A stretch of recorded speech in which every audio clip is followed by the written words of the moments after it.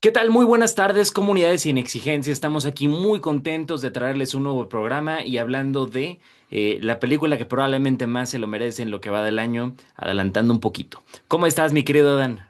Muy bien, Miguel, ya que regresaste de tu gira, ya nos contarás algo de tus aventuras. Seguramente nos traes información muy útil. Y bueno, también es un gusto estar aquí reseñando esta película que de verdad me gustó mucho. Buenísimo, buenísimo.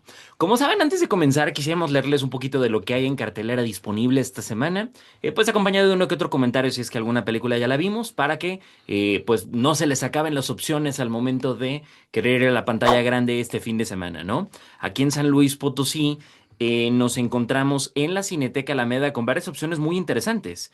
Primero, El gran viaje de tu vida, una película con Colin Farrell y Margot Robbie dirigida por Kogonada, esta figura artística como que hace mucho ruido Ujú. en Estados Unidos, una comedia romántica con giros ahí como medio fantasiosos que pues ha sido bien recibida por el público, entonces a ver qué tal. Está también La hermanastra fea, esta tú ya la viste, ¿cierto, Dan? Sí, ya un par de veces en los comentarios anteriores, en los episodios anteriores, les digo que si les gusta ese género así como de body horror y quieren ver una historia poco convencional con una nueva reinterpretación, es recomendable, les va a gustar. Buenísimo.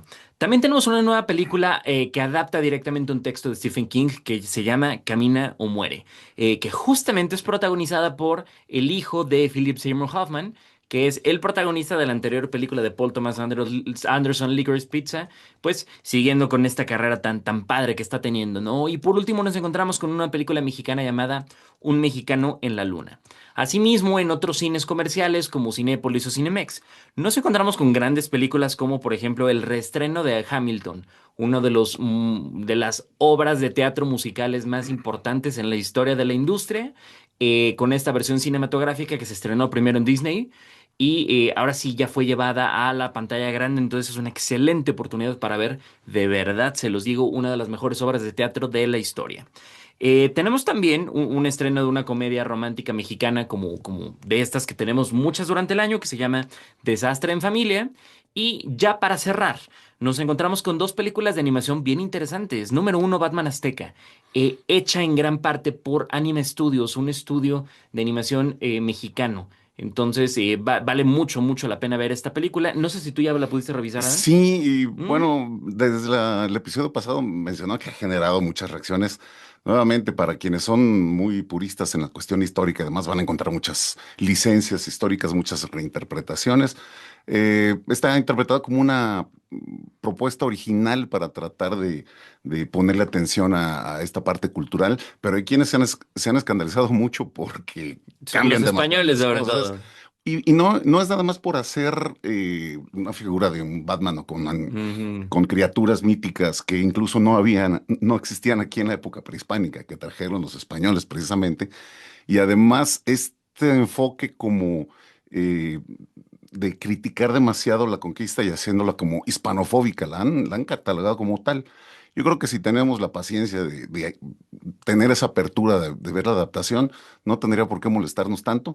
De hecho, el creador, el director, que es mexicano, también ha participado en muchas Ujú. series televisivas de animación, incluida Rick and Morty. Entonces, es una Buenísimo, persona ya con trayectoria en el rubro. buenísimo. Entonces vamos todos al cine a verla. Pregunta rápida, ¿es una película infantil? ¿Dirías que es infantil? Híjole, yo creo que a niños muy pequeños no les va a Ok, super muy bien. atrapar y sobre todo si no queremos que los niños se lleven como que visiones confusas de lo que es la historia antigua de nuestro país, es mejor que la vean ya adolescentes, porque luego se nos quedan muy claras las ideas de la primera historia que revisamos cuando somos niños, decía el escritor Marferro. Buenísimo, buenísimo. Qué interesante, ¿eh? Y pues ya por último, una película también de animación que ha roto muchísimos récords en taquilla y ha hecho que Hollywood se voltee o se golpee la cabeza pensando cómo hacer para obtener un éxito comercial tal y como el de Ne Sha 2. Esta película china que de verdad rompió todo el mercado asiático y solamente con la recaudación en China, pues logró colarse ahí en los récords de películas con más recaudación pues en la historia del séptimo arte, ¿no? Entonces, algo que también vale la pena estar revisando. Pero pues bueno, nos vamos a centrar ahora sí en la película que venimos a recomendarles esta semana y seguramente sea una recomendación que no será solo esta semana, ni este mes, ni este año, sino durante los siguientes años porque, pues sí o sí, ha marcado un antes y un después en el género y pues ahorita vamos a estar platicando por qué de de estas reacciones, ¿no? Entonces, Ada, ¿nos puedes platicar un poquito acerca de qué película vamos a hablar, por favor? Sí, claro, una película que acaba de ser estrenada. De hecho, la publicidad duró varios meses. Realmente le dieron una buena proyección desde muchas semanas antes de que fuera estrenada y estuvo para finales de este mes de septiembre de 2025. Es una película de este año. Se llama Una batalla tras otra, One Battle After Another. Y bueno, es de este director muy, muy reconocido, eh, Paul Thomas Anderson. Él mismo la dirige, la produce también y bueno, y es el escritor del guión. De todas maneras, el guión está basado en un libro de Thomas Pynchon que se llama Vineland. El mismo Thomas Anderson aclara que está libremente basada en los Sería personajes. imposible adaptarla así. Sí, ya ven que hicimos también, últimamente hemos hecho muchas reseñas de películas que están adaptadas en libros, Sí. cuya intención, que el director o directora dicen, es que sí quiero que esté muy parecida a la novela. No, esta no. Dice que es libremente adaptada a los personajes. De hecho, los nombres de los personajes en la novela y en la película son diferentes. La época es distinta. Ahorita mencionaré algunas cosas porque también vale la pena ver ese traslado que Sí. hace Thomas Anderson de la novela de Pynchon, precisamente. Que ahorita que comentas esto rapidísimo, quiero platicarles, en la antepenúltima película de Thomas Anderson y Inherent Vice, está basada también en un libro de Thomas Pynchon, este escritor legendario del cual nadie conoce absolutamente nada, pues solamente se tienen dos fotos. Thomas Pynchon y Paul Thomas Anderson son amigos, es de las pocas amistades que tiene el escritor, pues estuvieron mucho platicando para la primera adaptación. Y le tiene tanto respeto Paul Thomas Anderson a Thomas Pynchon que no se atrevió, hasta la fecha no se ha atrevido a preguntarle qué le pareció la primera adaptación que hizo de su obra. Sí, y de hecho es un personaje que rehúye mucho Medios. los medios de comunicación, los reflectores, las cámaras. Es cierto, se conocen un par de fotografías de él. De hecho, si recuerdas en un capítulo de Los De Simpsons los que habla Simpsons con sobre una esto, bolsa en la cabeza, sale sí, con sí, una sí. bolsa en la cabeza, con un signo de interrogación, como esa referencia, y es uno de eh, pues de los escritores más reconocidos. De hecho, su alejamiento de los medios incluye que de varios premios que ha recibido, ni siquiera a veces quiere ir a recibirlos, Sí, no sí, sí, sí. asiste a las ceremonias. Y uno de los que está más arriba en las quinielas para el Nobel de Sí, ya literatura. van varios años en los Siempre. que está ahí en la expectativa, y bueno, puede ser. Tiene ya casi 90 años, Sí, ¿verdad?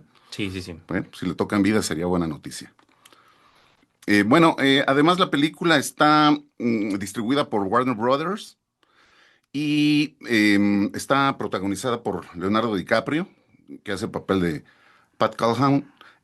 También, bueno, Sean Penn, en un papel tremendo, Wow. que hace al coronel Lockjaw. Benicio del Toro, como Sergio. Regina Hall también. Diana Taylor es quien hace ese papel súper importante de Perfidia Beverly Hills. Hay Buenísimo. varias notas por ahí muy buenas a las que me voy a referir un poquito más adelante. Bueno, y el casi debut, porque ya había hecho algunos otros trabajos, pero es una de las apariciones importantes como protagonista y una película de este nivel de Chase Infinity, que es Willa Ferguson. Es en general la ficha técnica. Y bueno, si te parece bien, voy a leer la síntesis que tengo preparada. Por favor, nada más me gustaría rapidísimo mencionar que la música está hecha por Johnny Greenwood, el guitarrista de Radiohead, quien ha Sí, compuesto desde There Will Be Blood todas las bandas sonoras de la filmografía de Paul Thomas Anderson y desde ya, es que desde hace ya varios años podemos decir, es uno de los mejores compositores de bandas sonoras de la historia del cine. sí, ese no es dato menor, ¿eh? Y bueno, la síntesis corta dice de esta manera. Pat Calhoun y Perfidia Beverly Hills son activistas radicales del grupo extremista denominado French 75 y realizan una serie de actos de protesta que los pone en la mira del oficial militar Stephen Lockjaw, quien se dedica a perseguirlos, pero se ve enfrascado en una relación personal con Perfidia que, al convertirse en madre, prefiere continuar en las actividades revolucionarias, dejando a su hija Willa con Pat, quien se encargará de criarla durante los siguientes 15 años. De hecho, la niña originalmente se llama Charlene, pero bueno, por estar Mm, huyendo de la persecución, cambia el nombre a Willa, tienen mm, esos dos mm. nombres en la película. Y bueno, con esto evaden esa persecución del ejército que aún busca al resto de los pocos sobrevivientes de la extinta y reprimida célula. Eso es el inicio. Es una película larga, dura 2 horas 45 minutos prácticamente. ¿Y las sentiste pesadas estas 2 horas 45 minutos? No, normalmente me quejo de que a veces son muy largas y necesariamente. No, esta empieza a muy buen ritmo, lo mantiene y no es una de las cosas que le criticaría. Bueno, además, Paul Thomas Anderson nos tiene acostumbrados a películas muy largas, Sí, siempre. de 2 horas 40 minutos, 2 horas Siempre, 50 siempre. minutos. Es más, Magnolia dura más de 3 horas. Sí, sí, sí, sí. Y de todas maneras logra mantener tu atención. Creo que ese no es una de las cosas que yo le criticaría a la película. Es larga, pero te mantiene con atención. Perfecto. Y en términos generales, ¿quieres que platiquemos qué es lo que nos pareció para pasar a nuestra siguiente sección, Adán? Sí, ahorita, bueno, antes de pasar a Adelante, a adelante. la pausa, ya nuestra primera pausa, eh, mi, mi impresión de la película es que es de verdad una película que vale la pena. La han catalogado como la mejor película del año. Yo en eso también tengo mis reservas. Como la mejor película de Thomas Anderson, también tengo mis dudas sobre eso. De hecho, hay varias que me gustan más, pero de todas maneras es una pieza ineludible, sobre todo para quienes están acostumbrados a ver la obra de Thomas Anderson. Si no lo conocen tanto, es una muy buena oportunidad para acercarse a su cine. Puf, a ver, yo qué quiero decir así en muy pocas palabras. Paul Thomas Anderson es probablemente mi director vivo favorito, ¿no? Con la muerte reciente de David Lynch hace 2, 3 meses, probablemente Paul Thomas Anderson ocupe ese lugar, disputado con figuras del nivel de Michael Haneke, de Lars von Trier, de Park Chan-wook, de, De de, Wim de Wenders. Kazuo Koreda, Wim Wenders, que sigue vivo. Sí. Sí, sí, justamente. Ahí está Paul Thomas Anderson, ya juega en esa categoría, ¿no? Es un personaje del cual tenemos muchísimo, muchísimo por platicar, pero a lo que quiero llegar con esta película es que cumple de manera completa en seguir esta ascensión hacia el estrellato que tiene Paul Thomas Anderson ya siendo su 10ª película. Y pues nada, a pesar de que tiene algunos peros que yo le pongo a diferencia de por la gran cantidad de personas en internet o incluso de amigos cercanos, a mí sí me parece hasta ahorita es lo mejor que he visto en el año. ¿No? Se vienen otras películas fuertes que han estado festivaleando en Cannes, en Toronto, en Venecia, pero hasta ahora de lo estrenado en México, yo no encuentro ninguna mejor y veo difícil que las que festivalean le puedan pegar, aunque pues por ahí vienen varios pesos pesados, ¿no? Muy bien, entonces en esa parte estamos de acuerdo. Pasamos a nuestra primera pausa, regresamos pronto. Qué bueno que siguen con nosotros. Recordamos, estamos haciendo la reseña de una película que ha sido catalogada como la mejor del año, una batalla tras otra, de Paul Thomas Anderson. Y bueno, ya vimos la ficha técnica, ya vimos los datos, y ahora vamos a nuestra sección en la que pues describimos qué nos gustó, qué no tanto, y bueno, qué podríamos mejorar, y cómo estamos reaccionando frente a la película también. Es nuestra sección de lo bueno, lo malo y lo feo. Miguel, ¿quieres empezar o inicio yo con algunas cuestiones? Adelante, Adán, por Bueno, favor. ya adelantamos que es una película que nos gustó mucho y que hay algunas partes que nos parecen sobresalientes. Normalmente empezamos con la cuestión del elenco. A ver, las actuaciones son muy buenas y además también nos tiene acostumbrados ya a tener una buena cantidad de estrellas.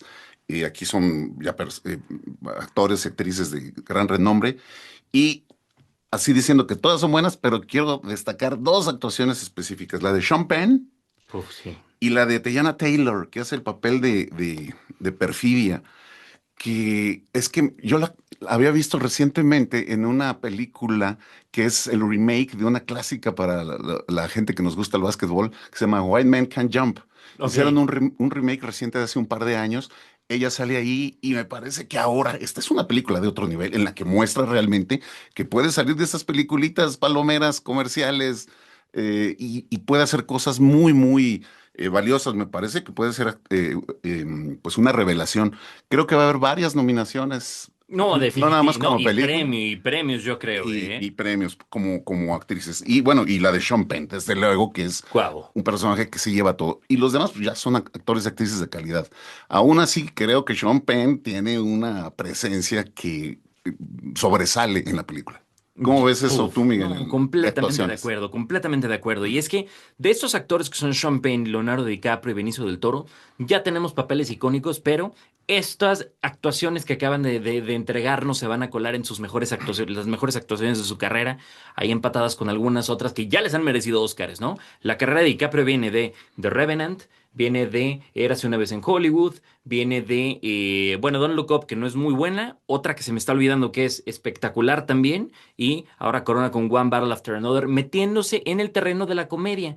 Algo con lo cual tampoco estábamos tan acostumbrados 10 años para atrás por parte de Leonardo DiCaprio, que lo hace espectacular. Benicio del Toro, no dejas de morirte de la risa cada que aparece.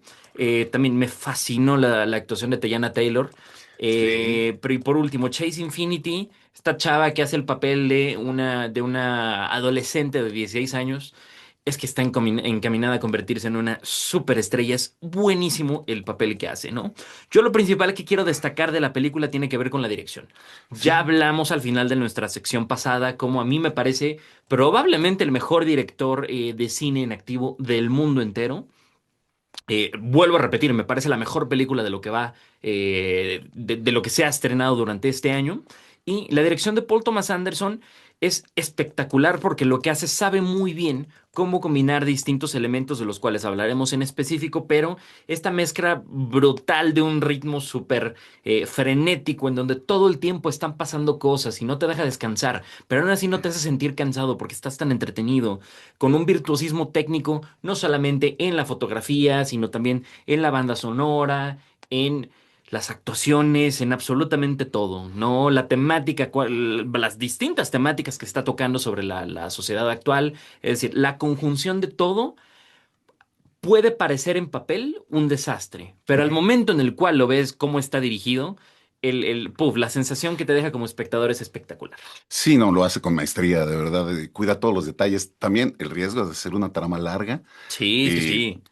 contrae pues esas maneras de a veces perderte, pero no creo que lo hace muy, muy bien. Y me parece que también es vaya, en el contenido, es una proyección sobre los extremos ya sobre ideologizados que hay en la sociedad norteamericana. Eh, Se está haciendo frecuentemente. No hay, vaya, pues es uno de los temas también que más llama la atención, pero creo que lo hace bastante bien. Lo que hace adaptando la novela de Thomas Pynchon es que la novela lo traslada en la época de los ochentas, Sí, es sí, a sí, sí. mediados de los años 80, en la primera Reagan reelección, y en la Thatcher. reelección de Reagan y esa alianza que tiene con Thatcher, esa pues forma también hasta persecutora de grupos que estaban proponiendo otro tipo de libertades, que eran los herederos de esta cultura de los años 60 y 70, del amor y paz y la revolución sexual y todas estas cosas, con una desaprobación y hasta persecución de estos nuevos ideales por proyectos muy tradicionalistas. Y lo que hace ahora Thomas Anderson es que lo traslada a una época actual. En la novela, en el prólogo de la novela, viene que él les esperaba cosas novedosas con la era Bush, fíjate nada más. Estaban temiendo de qué pudiera venir después de la era Reagan con la era Bush sin De tener, Bush, papá. sí, Sí, sí, sí. exactamente, de Bush padre, sin tener por ahí algún atisbo de sospecha de cómo se iban a poner después las cosas para finales del primer cuarto del siglo XXI. Buenísimo, buenísimo. Si Donald Trump ve esta película, probablemente vaya a censurar el cine no, vaya a prohibir el cine en Estados Unidos. Hay que preguntarle a Jimmy Kimmel. Ahorita, sí, exactamente. Ahorita yo más adelante me voy a centrar un poquito en la temática de la crítica social de la Ujú, película. A ver, ahí quiero ver cuáles son tus opiniones. Yo, antes en manera un poquito más general, algo que me gusta muchísimo es la recepción tan amplia y sólida que ha tenido la película. ¿Por ujú, qué? Porque desde la crítica hasta el público en general nos encontramos con que a todo el mundo le está fascinando la película. Obviamente hay una que otra persona que a la que no le gusta nada, pero es que es muy curioso que han sido puras excepciones y de verdad que en cuanto a recepción general de una película, yo en los años que me llevo dedicando a la crítica no había visto una película que hubiera sido tan bien recibida, con tanta unanimidad por todas partes. David Ehrlich de IndieWire, y este crítico tan famoso por ser como un hater generacional, ujú, la puso como la mejor película que a él le ha tocado criticar ujú. desde que lleva veintitantos años dedicándose pues a la crítica de cine, ¿no? Y esto se mezcla con otra cosa, antes de pasarte la palabra, Dan, que quiero comentar, y es que es una película comercial. Es una Mm. película comercial que mezcla perfectamente los elementos artísticos que se le reconocen muy, muy hábilmente pero es una película que todo el mundo puede ver. Sí, sí, bueno, está clasificada como para adolescentes. Ah, es B15, es B15, B15, pero pero bueno, sí. también para los gustos, vaya, ¿a eso te refieres? Justo, o sea, a lo que sí, justo, a lo que quiero llegar es más que la edad, no es una película solamente para las personas a las que les gusta mucho el cine, como las mejores de Paul Thomas Ujú. Anderson, como Lilo Fantasma o The Master, ¿no? Son películas para un público más especializado. Y esta, One Battle After Another, es una película que todo el mundo puede disfrutar, desde distintos ángulos, pero todos pueden disfrutar. Vi algunas reacciones ahí como, pero bueno, pues ya lo veremos en la última sección de este Buenísimo. bloque. Creo que la película, también otra cosa, y suele pasar, la justicia, le hace más, no le hace mucha justicia a su trailer. Ah, claro. Como lo estuvieron promocionando con muchos meses de anticipación, yo lo veía cada vez, seleccionaban unas escenas que normalmente tratan de enganchar a la gente que quiere ver películas de acción. Esas no son las mejores. Y sin contexto, no pega igual. Incluso esos ratos de humor, hay unas escenas del tráiler que son de humor, pero cuando ves el resto de la escena y el contexto realmente lo captas muy bien, pero no en el tráiler. Entonces, eso hizo que también me gustara más la película de haber visto. Dije, a ver, ¿estará realmente buena? Sí, es muy buena. Otra cosa que me gusta es que no tiene el autor cortapisas ni ningún tipo de reservas en mostrar esa radicalización de los grupos supremacistas, porque la crítica no es nada más a una cuestión que tenga que ver con la discriminación o con una posición antimigrantes, sino es una abierta exposición del racismo, de ese que se creía como que iba debilitándose y demás, que pues se sigue recrudeciendo y pues el director ahora sí que no le tiembla la mano al escribir. Esa parte tan recrudecida que se está haciendo cada vez más explícita. Entonces, no le tuvo miedo a eso y eso me parece un acierto. Completamente de acuerdo, ¿no? Ya con Eddington, que es una película de la cual seguramente vamos a volver a mencionar ya sea en esta sección o en la siguiente, eh, podemos ver cómo está esta ola de películas norteamericanas que utilizan la sátira como un recurso para burlarse o para criticar o para señalar los problemas de la sociedad actual, ¿no? Tal y como Megalópolis lo hizo, por ejemplo, también a finales del año pasado. ¿No? Entonces, Megalopolis, Eddington, One Battle After Another, me parece la mejor de estas tres, One Battle After Another, pero es buenísimo porque estas películas nos ayudan a entender perfectamente qué es lo que está sucediendo en nuestro tiempo, ¿no? Y a pesar de que no se toma tanto tiempo para ahondar en cada una de las críticas que quiere hacer, tal y como sí lo hizo Eddington, en donde se agarra a todos los grupos sociales que se encuentra y los critica más no poder de uno por uno, en esta es de una manera no más superficial, sino de una manera un poco más general Ujú. mostrando, puff, como la manera tan divertida para la película, ¿no? En la cual está tan podrida la sociedad norteamericana, pero algo que me gusta mucho, a diferencia de Megalópolis o a diferencia de Eddington, es que se muestra una especie de esperanza de que no todo está perdido. Sí, mira, ahora que lo mencionas, creo que está mejor lograda esta adaptación porque en Megalópolis el guión fue escrito en los años 80. Entonces el director se tarda Sí, muchos años en hacer lo posible por una cuestión de producción, porque no estaba financiada. sí. Ya ves que venden sus viñedos y bueno, 200 millones de dólares le costó. para poderla financiar y el resultado no me parece que lo logre tanto, porque dicen que el director envejeció. A mí lo que me parece es que envejeció el guión. De los años 80 tiene poca adaptación ahora para ya ya avanzada la primera mitad del siglo XXI. En esta me parece que está mejor adaptada porque está tomado desde la novela que ya mencioné y creo que sí tiene mejores acercamientos. Otra cosa que quiero resaltar es esos ratos de humor, creo que también están bien colocados. Uf. Perdón, me deja hacer un paréntesis rápido, de nada Por más para cerrar supuesto. el comentario anterior y para pasar ahorita al humor. Ujú, ¿Qué es lo que yo veo? La manera en la cual se pone a criticar a la sociedad actual lo hace con la revolución como una especie de marco, ujú. ¿no? Es decir, ¿cuál es el motivo central de la película o cuál es el alma de la película? Las relaciones humanas, sobre todo familiares, ¿no? Y los vínculos familiares que nosotros formamos tanto con nuestras familias, con las familias con las cuales nacemos o las familias que tomamos la elección de hacer parte de nosotros, como Benicio del Toro con estas personas a las cuales se está Y protegiendo, otra ¿no? cosa importante, Ajá, ¿qué es lo que hace realmente cambiar a Pat? La paternidad. exactamente, Sí, muy de acuerdo. exactamente. Pues tenemos varias cosas por ahí todavía pendientes, no se nos vayan. ¿Quieres mandar a la pausa, Miguel? Muy bien, entonces tenemos todavía muchas cosas que decir. Seguramente lo bueno concluimos rapidísimo en la siguiente sección. Entonces, no se vayan, nos vemos muy pronto por acá. Ya estamos de regreso, qué bueno que siguen aquí. Y les recordamos, estamos platicando sobre la película de Paul Thomas Anderson de 2025, una batalla tras otra.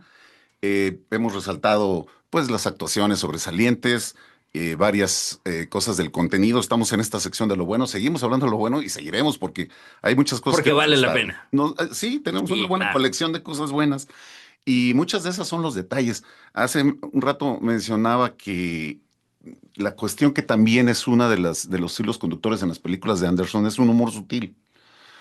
Va metiendo varios detalles y le pones atención y tiene muy buena puntería para eso. A mí son muchísimos, pero por referirme a algunos, me parece que esta parte de los personajes que cooperan con este personaje ¿Con Benicio del Toro? con Benicio del Toro, Wow, que son unos wow, skaters, una wow, especie de revolución skaters genial. wow. Y los apodos son geniales. Uno que inmediatamente es el BG. Dices, ¿cómo le ponen ese apodo? Lo ves inmediatamente. Dices, esa es una muy buena puntada. Que era una persona latinoamericana al ponerle un apodo a alguien. Eso lo haríamos. Es una especie de humor que tenemos más de este lado del mundo. DiCaprio hablando con los mexicanos que no le entienden y de que, oye, que a dónde se fueron estas personas y cuando dice, un hombre malo, hombre malo, sí, ya. Y le Una dice, gracias, expresión. gracias. Sh, sh, sh, sh. También hace un poco de mofa de la expresión de bad hombre. Dice, eres Sí, un sí, bad sí, hombre, sí, le sí. dice Benicio del Toro. Que me parece también que si otra persona, que si hubiera sido otro actor que no tiene el nivel de Benicio del Toro, ese personaje No, de acuerdo. hubiera quedado medio caricaturesco y hasta a lo mejor irritante. Y no, con toda la calma, un personaje que sirve para mediar, como para controlar y bajar la Claro. presión de estos sujetos que están desbordados por la persecución y por el miedo. Que entiende perfectamente Benicio del Toro a DiCaprio, ¿no? A pesar de que es una persona, DiCaprio, que ya está más allá de este mundo porque pues, las drogas, el alcohol y toda la paranoia lo terminaron sacando o excluyendo de la sociedad. Existe algo que activa su sentido paternalista o su sentido protector, que es, pues tengo que ir a buscar a mi hija, ¿no? Y eso lo entiende perfectamente Benicio del Toro, una persona que está, o que como migrante en los Mm, Estados Unidos, mm. está constantemente huyendo y Y está teniendo que proteger a los acostumbrado, ¿eh? suyos. Exactamente. Está acostumbrado, sabe cómo, no, incluso hasta como que medio busca la manera de proteger a los demás, arriesgándose él mismo. Dice que la verdadera libertad es no tener miedo. Buenísimo, Sí, una buenísimo. buena línea también. Oye, y sin hacer ningún spoiler, la escena de la detención, divertidísima, No, divertidísima. claro, claro, esa falta de agilidad que tiene, de otros que le están ayudando, que son pues muy ágiles, que son prácticamente unos Sí, acróbatas, y bueno, que también son más jóvenes pues DiCaprio ya también un poco oxidado y descuidado por varias cosas, preocupado en huir y proteger a su hija. Esa escena también es muy... ¿Qué tal esta parte de una monja caminando como rapera? O sea, tiene detalles ahí oye, muy el sutiles. culto de los También. blancos supremacistas que saben el culto de la Navidad, y dicen Merry Christmas. También, fíjate, es una mofa ahí, también este nombre de los aventureros de Navidad y Sí, sí, sí, haciéndole sí. plegares a Santa Claus. Sí, Es- sí, sí, sí. Como Santa en vez de Satán. y sí, no sé qué tipo de Wow, figuras toma, ¿no? wow. Y aparte, a eso me refería hace rato, que no tiene temor en mostrar el Claro, extremismo de estos grupos. claro. Cuando mencionan a una persona a la que quieren confiar para hacer cierto trabajo, dice, él es el mejor entrenado, pero no puedo confiar en él porque no es puro. Exactamente. Y los demás asienten que sí, esa es una razón suficiente como para no confiar en esa persona porque es mestizo y no es puro, fíjate. Y si te metes a Twitter, esas son las opiniones que encuentras de parte de estos sectores conservadores estadounidenses, ¿no? Ahorita Algo, llegaremos a eso. algo que me gusta muchísimo, muchísimo de la película para ir como cerrando esta parte tiene que ver con el hábil manejo que tiene Paul Thomas Anderson para estar brincando entre géneros. Y eso lo hacen todas sus películas, ¿va? Desde Boogie Nights, que la hizo a los 27 años. La película es Hard Eight, es la única que yo no recomiendo su filmografía. Inherent Vice, yo la dejaré hasta el final, Ujú. pero dentro de todas las demás, desde Boogie Nights, que la grabó teniendo 27 años, encontramos una mezcla buenísima de comedia y drama, ¿no? En The Master encontramos un drama no total que tiene tintes como románticos, pero románticos no de pareja. Es una historia de amor, él mismo dice. Acá en esta película, drama, comedia, sabe manejar muy, muy bien entre géneros y qué mejor que ver esto después de haber visto películas durante este año que también son de las que más nos han gustado, como la misma Eddington o como Weapons. No, una película que sabe muy bien mezclar terror y comedia. Entonces, ha sido un buen año para quitarnos estas barreras en nuestra cabeza de decir, las películas tienen que centrarse en un solo género y listo. Sí, sí, creo que ha habido buenos logros.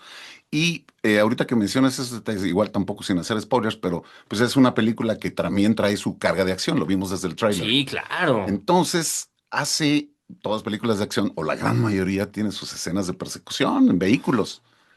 Es algo diferente. No nada más la dirección, no quiero entrar en detalles para que lo vean y les impacte igual o tal vez mejor que a mí, pero es una escena de persecución en vehículo muy distinta a lo que se había visto, donde no necesitas más Wow. vehículos, porque ya ves que generalmente son en el tráfico y saltando y tratando de evadir más patrullas o postes. No, no, no. Esta no lo requirió y de todas maneras es una escena considerablemente larga, pero también muy, muy tensa. Y, y en esta parte no puedo dejar de destacar una cuestión que a mí me gustó muchísimo, se me hizo hasta muy sensible.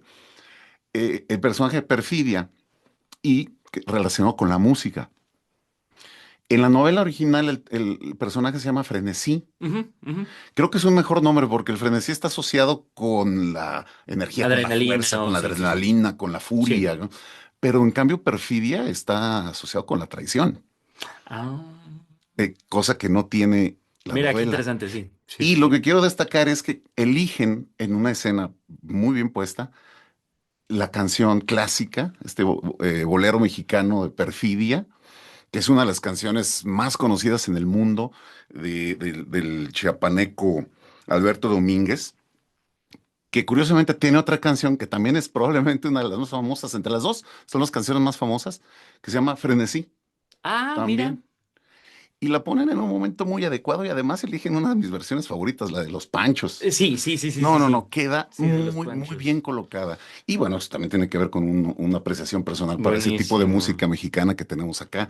Esa escena me encantó. Oye, en la escena de Perfidia con Sean Penn, la primera escena que ponen Soldier Boy burlándose de Sean Penn. No, no, no, no, no. La música en esta película es tanto la banda sonora original como las canciones que eligen poner Steely Dan, ¿no? Steely Dan en una escena de karate o taekwondo, me parece que es karate, cuando nos presentan por primera vez a Chase Infinity, es Tarantino, ¿no? Sí. Es espectacular. Espectacular la película. De verdad. No creo, no encuentro otra película estrenada en este año en México o que o mínimo que hayamos visto que le compita a esta película en lo mejor de lo que va del año. Ok. Bueno, pues esas son en general las cosas más De recomendables. acuerdo. Tengo un par de detallitos por ahí que no me gustaron tanto, entonces si Adelante, vamos pasamos con ellos. a la Empezamos parte de contigo. lo malo. Inicio. Por favor. Fíjate, a ti sí te gustó. Y yo le reconozco a Anderson también que sí logra hacer esa combinación de géneros y le sale bien. Lo hizo muy bien en Boogie Nights, precisamente, Sí. que está esta parte de comedia, la primera mitad, y la siguiente es un drama muy fuerte. Incluso en la primera sección tiene ahí de repente algunas escenas cortas de drama que están Y espectaculares al y final de muy acción. oportunas. Sí, Y sí, luego sí. acción también. Creo que en eso le sale bien. Creo que aquí sí sentí ese cambio y no me convenció. ¿Y sabes por qué? Es muy probablemente porque esté relacionada con películas de contenido social y contenido político. Ok. Se me hace que ese es uno de los géneros más difíciles de combinar con los otros. Y por eso sí se me hace que en una parte que empieza así, de repente como que cae y luego acaba predominantemente siendo una película de acción que no habíamos visto mucho en la primera parte.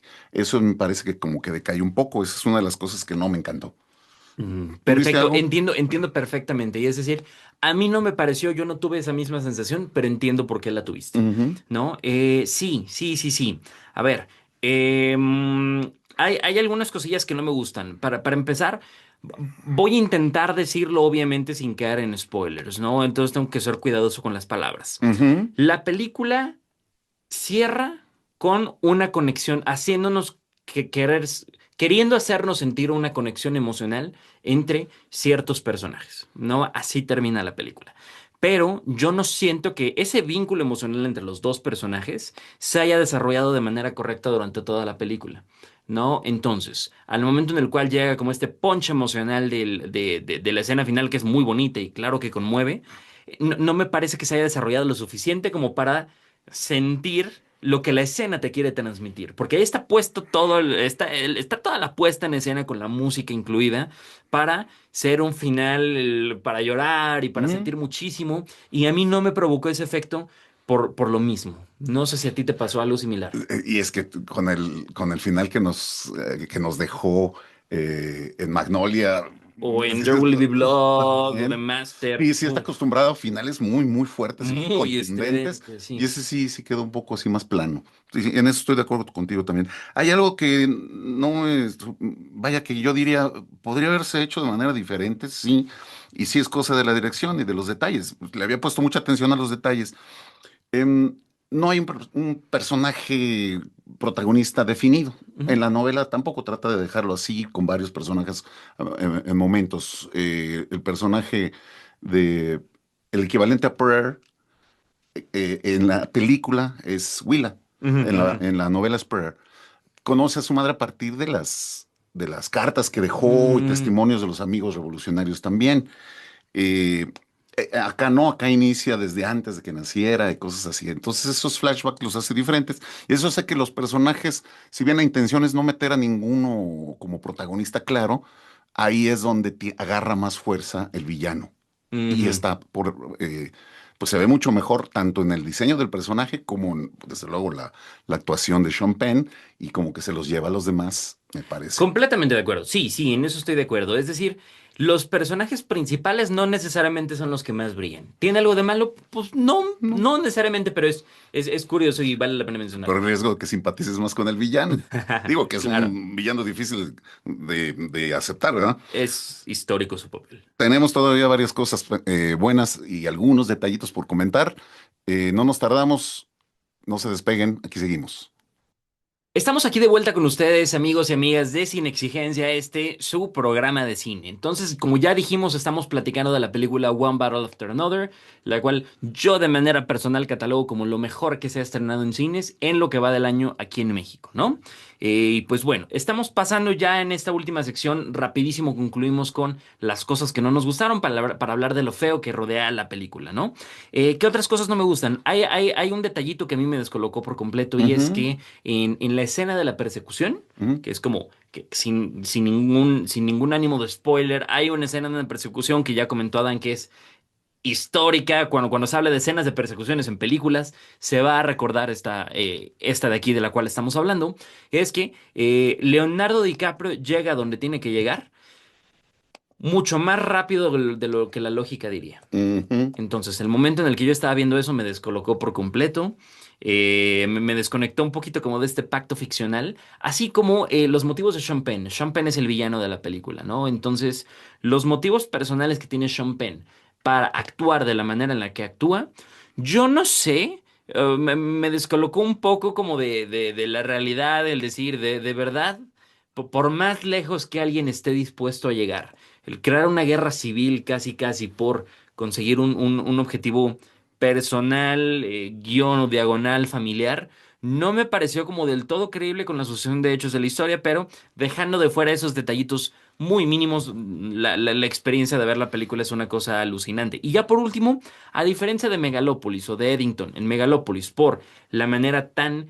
a mí me fascinó Megalópolis, por cierto, aunque todo el mundo lo odió tan divertida y tan, pues más que satírica, es como una especie de fábula, la misma película teatral, esta ujú. manera teatral de expresar como todos los males de la sociedad estadounidense y por otra parte Eddington en donde mete el dedo en la llaga de manera muy directa contra todos los grupos sociales que se encuentre, siendo esto algo bueno y algo malo al mismo tiempo, no me parece que la película de Paul Thomas Anderson arriesgue lo suficiente al momento de hacer una crítica política. Es decir, no nos cuenta nada nuevo. Si ves la película esperando encontrar nuevas respuestas o que tu forma de percibir a la sociedad norteamericana o el mundo cambien, pues probablemente no te vayas a llevar ninguna sorpresa con eso. ¿Es algo necesariamente malo? No, pero la película sí tiene un fuerte componente de la sátira política. Entonces, al no decir nada nuevo, pues ahí me queda un poquito corta. Sí, porque en realidad nada más está actualizando esto. Mira, el macartismo también se consideró como una persecución política de cacería de brujas. Luego después también con Nixon Sí, sí, también, sí, sí. luego Reagan, y luego Bush. Entonces sí, se están actualizando varias cosas que incluso hace con la parte cronológica de la novela original. En eso también estoy de acuerdo, no hay algo así particularmente novedoso. Y bueno, hablando de cuestiones cronológicas, no sé si te parece poca cosa, pero yo ya lo he visto en otras películas de Anderson.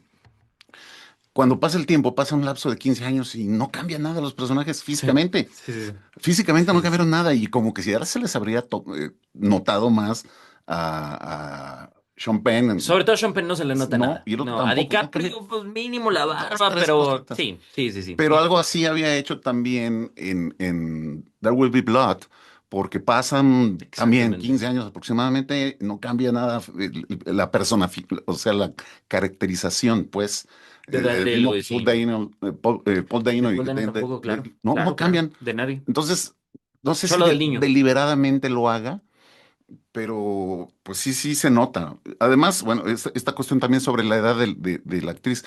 Chase Infinity hace muy, muy buen papel. Pero en este caso no hay necesidad de ponerla como que muy joven y pasa tiempo y ya va a parecer de mayor edad. Es una actriz de 25 años, Mm, ¿sí? Y pues de decir, a ver, si pasa por una persona de 15, 16 años, pues era absolutamente necesario poner una actriz de esa edad. Lo hace muy bien, no estoy diciendo otra cosa, pero me parece que también podría poner atención en esas cuestiones de la caracterización para hacer más verosímiles los cambios cronológicos de los personajes. completamente de acuerdo. Completamente de acuerdo. Entonces, si te parece, pasamos a lo feo de la película, Dan. Sí, Recordando que lo feo no es necesariamente algo feo de la película, sino lo que la rodea, lo que la conversación que está alrededor, ¿no? sí, lo feo no es un error de la película, es lo feo que nos estamos comportando a veces frente Claro. a este tipo de discusiones y las reacciones que tiene la gente afuera. Yo creo que he visto como que se está convirtiendo en una especie de constante o incluso moda, porque luego también así reaccionamos, rechazar obras con contenido político o social, ¿no? Sí, Eso refuerza la premisa de esta la misma tesis de la película película, o claro. de la misma de Eddington. Sí, Sí, que dice, a ver, bueno, si te está molestando es porque algo identificas y reconoces porque una polarización desbordada, radicalizada y con poca apertura a los espacios de intermediación, incluso poca disponibilidad de decir, poca disposición más bien de decir, a ver, esto lo puedo aprender o lo puedo interpretar de otra manera. No, hay una cerrazón muy fuerte. Yo sí vi en críticas y en comentarios eh, que había gente que decía, no la voy a ver porque trae mm, es un panfleto izquierdista woke. O sea, ya pusieron la palabra woke así como les muy, encanta en todos lados. con una acepción muy laxa y Sí, con poco conocimiento del contexto histórico de la palabra, de la expresión. Y ya todo eso, ya nada más porque dicen, y de verdad, mucha gente dice, no, no la voy a ver porque es otra vez una agenda radicalizada, ultraizquierdista. Bueno, no la vas a ver, a lo mejor es una buena oportunidad para ver si en efecto es de tal manera y que tengas tu propio criterio por una obra ya completamente. revisada. Vale la pena verla. Completamente de acuerdo. A mí lo que más me molestó de la discusión en redes sociales, dejando de lado el hecho de que fui a ver la Cinemex y atrás de mí estaban tres adolescentes como de 15 años, que estaban tres sentados en dos asientos y andaban en el celular durante todo el No, qué tiempo, molesto. haciendo ruidos y me tuve que cambiar de asiento. Los maximalismos, ¿no? Es decir, yo también estoy cayendo en eso en este programa diciendo, para mí es la mejor película de lo que va del año. Y lo digo muy convencido porque pues, me puse a revisar las otras cosas que he visto. No he visto otra cosa que se le acerque, ¿no? Ni siquiera se le acerque. A pesar, Eddington es mi segunda favorita de lo que va del año. Ahora, eh, ¿qué es lo que pasa? Estamos utilizando estos discursos maximalistas Ujú. para todo, ¿no? Luego sale algo y todo el tiempo es lo mejor de la historia, lo mejor de tal, o sale un nuevo álbum, el mejor de la historia en su género y tal. Y estos maximalismos no sirven de nada en una discusión contemporánea. Es decir, acuérdense que un clásico, o sea, es un clásico, sí, permanece durante el tiempo, si crea escuela, es decir, si crea influencia a los o las artistas que vienen después. Entonces, sobre todo hablando de obras contemporáneas, creo que podemos evitar, vamos, no que lo evitemos, nada más que seamos conscientes al momento de utilizar estos maximalismos pues que está esta parte del tiempo que todavía no ha pasado, ¿no?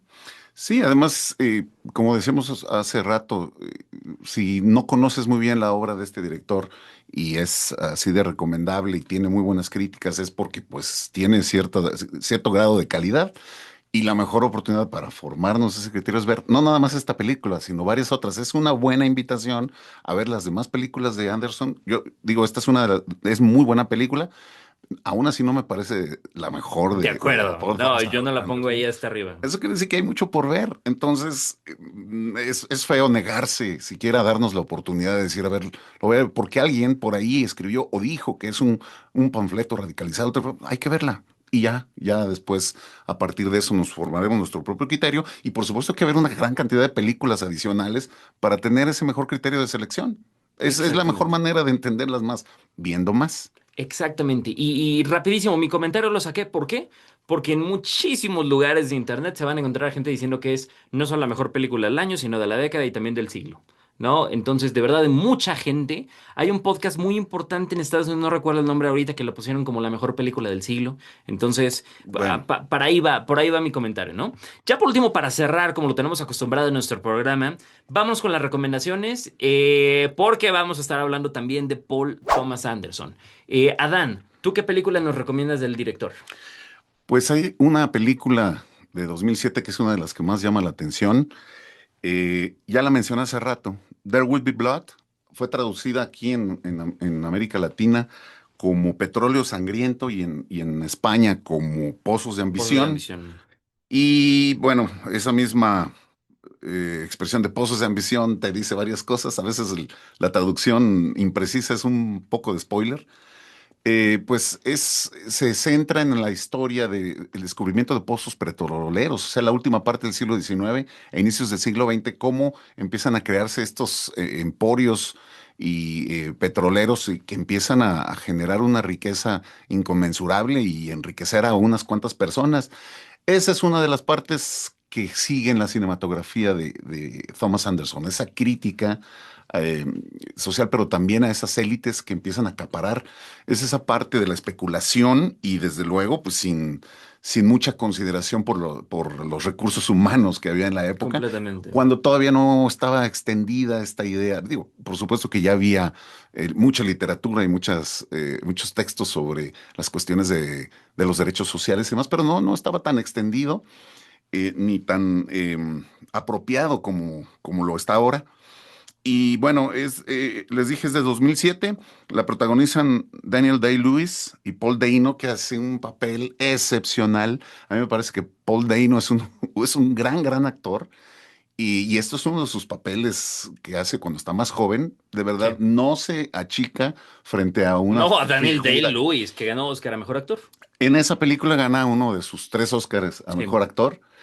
Y precisamente cambian al actor porque el que tenían, no recuerdo su nombre, entonces a lo Mm, mejor no era tan famoso, al que tenían originalmente para hacer el papel de Eli, mm. se intimidaba mucho frente a Daniel Uf, ¿cómo Day-Lewis no? y le costó trabajo. Y Paul Dano tuvo que estar 4 días casi sin dormir Buenísimo. para preparar el papel y le salió excelentemente bien. La música también es de Johnny Johnny Greenwood. Greenwood y también se metió día y noche 3 semanas porque le avisaron, no estaba muy convencido de aceptarlo. Toma el trabajo y en 3 semanas para escribir la música. También está basada en una novela.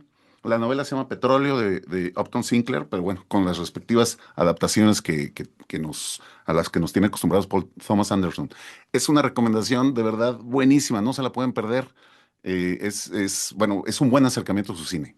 Buenísimo. Y si One Battle After Another es una crítica a estos discursos radicales del capitalismo voraz y de la ambición, justamente Pozos de Ambición o There Will Be Blood es justamente una exploración del inicio de todos estos discursos en este periodo de la fiebre del oro o la fiebre del petróleo en los Estados Unidos. Buenísima. A ver, Paul Thomas Anderson tiene una particularidad y es que solamente tiene 10 películas y al menos 8 de ellas a mí me parecen muy buenas, ¿no?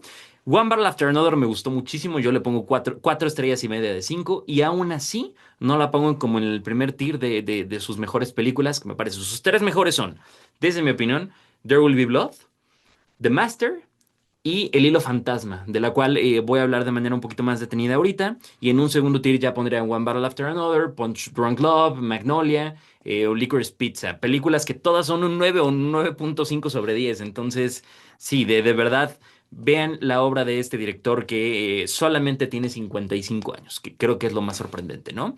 La película de la cual yo le estoy hablando, Phantom Thread, El Hilo Fantasma, protagonizada también por Daniel Ok. Day-Lewis en una de sus mejores actuaciones de También estuvo carrera. nominado, ¿correcto? También estuvo nominado, pero No no ganó. ganó. No ganó. Lo ganó en ese año. Ay, se me acaba de dar el nombre, este actor inglés que él hace del comisario Gordon en las de Batman de Nolan. Gary Oldman. Gary Oldman. Gary Oldman lo ganó ese año, ¿no? Entonces, ¿la película de qué trata? Londres, década de 1950. Reynolds Woodcock y su hermana Cyril son los diseñadores de moda más aclamados de Inglaterra. Sin embargo, todo cambia cuando Reynolds encuentra en la joven Alma a su musa y amante. Es una película enfermísima sobre las relaciones amorosas, pero explorando desde el lado más hermoso y más bonito de conocer a una persona hasta esta obsesión enfermiza por intentar poseerla, cueste lo que cueste. Es una película elegantísima con muchísima sutileza y la banda sonora me parece la mejor que ha hecho Johnny Greenwood. En su carrera y pues obviamente junto con Paul Thomas Anderson. Es mi película favorita de PTA. Y pues sí, sus tres películas que yo califico 10 de 10 son The Master. También, por favor, véanla, aunque es bastante más difícil de ver que One Battle After Another, There Will Be Blood y The Phantom Thread. Esa es mi recomendación, Adam. Muy bien, excelente, muy buenas recomendaciones y de verdad, pues sigan escuchando nuestro programa, nuestras reseñas, síganos en nuestro canal de YouTube, recomienden el canal, pongan sus comentarios y pues nos vemos en el siguiente programa. Muchísimas Bien, gracias, Adán. Nos estamos viendo por acá la siguiente semana y vean mucho cine. Recuerden, el cine es cultura.